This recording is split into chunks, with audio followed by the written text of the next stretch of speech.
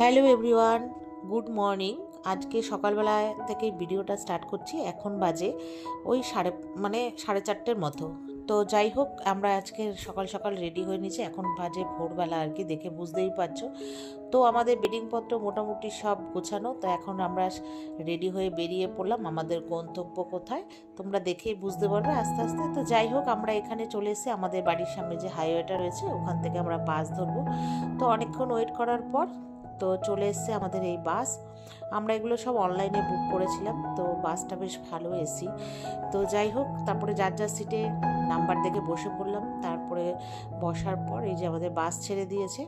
তো মোটামুটি এটা হচ্ছে আমাদের এখানকার যে নয়াপাড়া মেট্রো স্টেশন। তো সেটা কভার করে এবার আমরা দক্ষিণেশ্বরের দিকে যাচ্ছি।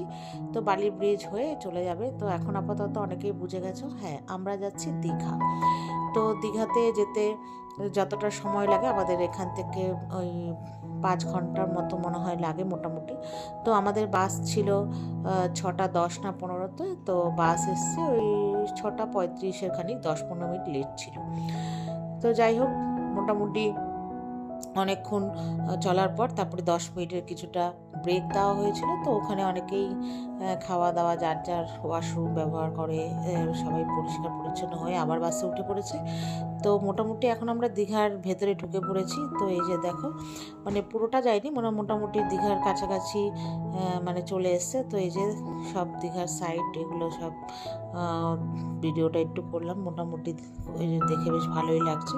তো যাই হোক, তারপরে চলে এসেছি আমরা দীঘা। এবার বাস থেকে এক এক করে নামছি। তো নামার পরে বুঝতে পারছি প্রচণ্ডই হচ্ছে গরম আর রোদের তাপ।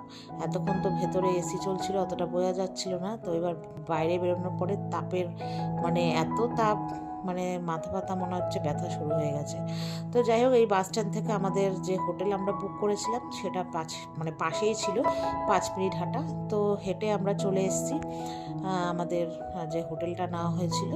তো এটা হচ্ছে দীঘার মিলি হোটেল। তো সমুদ্রের মোটামুটি কাছেই, 5 মিনিট হাঁটা। আগেরবার আমরা ওই সাইডটায় ছিলাম, এবার এই সাইডটায়। মানে আমাদের আগেরবার যে এসেছিলাম ওটা আমাদের মানে হোটেল থেকে 2 মিনিট, আর এটা একটু 5 মিনিট, মানে এটার পাশের গলি দিয়ে হেঁটে যেতে হবে। তো যাই হোক, এখানে আমার বর প্রিমিয়াম যে হোটেল ওটা বুক করেছিল। তো এবার আমাদের লিফটে করে নিয়ে এসে, এটা মানে 4 তলায় ছিল। তো এই যে এটা হচ্ছে আমাদের প্রথম রুম। যেহেতু এটাতে মাসিরা থাকবে, প্রথমে বলা হয়েছিল আমরাই থাকবো, তারপরে মেয়ে বললো না, এটা আমরা থাকবো না, পাশেরটায় থাকবো। তো এই যে আমরা যেহেতু 4 জন, মাসিরা 4 জন। তো এটা হচ্ছে মাসিদের রুম। তো মাসিদের এই ঘরটা, আর এই পাশেরটা হচ্ছে আমাদের। তো চলো, এই যে আমাদের ঘরে প্রথমে ঢুকছি। তো ঢোকার পরে এই যে দেখো, সামনে এরকম 2টো খাট রয়েছে, আর তোমার এই সাইডে ড্রেসিং টেবিল, তারপর ওয়ার্ডরোব এগুলো। তারপরে যাই হোক, এই যে দেখো আমাদের বেলকনি থেকে সমুদ্রটা দেখা যাচ্ছে। কিন্তু হেঁটে যেতে 5 মিনিটের মতোই লাগছে মোটামুটি। তো যাই হোক, আর এই যে এবার আমি হচ্ছে এই জানলাটা একটু খুলে দিলাম, একটু ঘরটা আলো আলো না হলে ভালো লাগে না।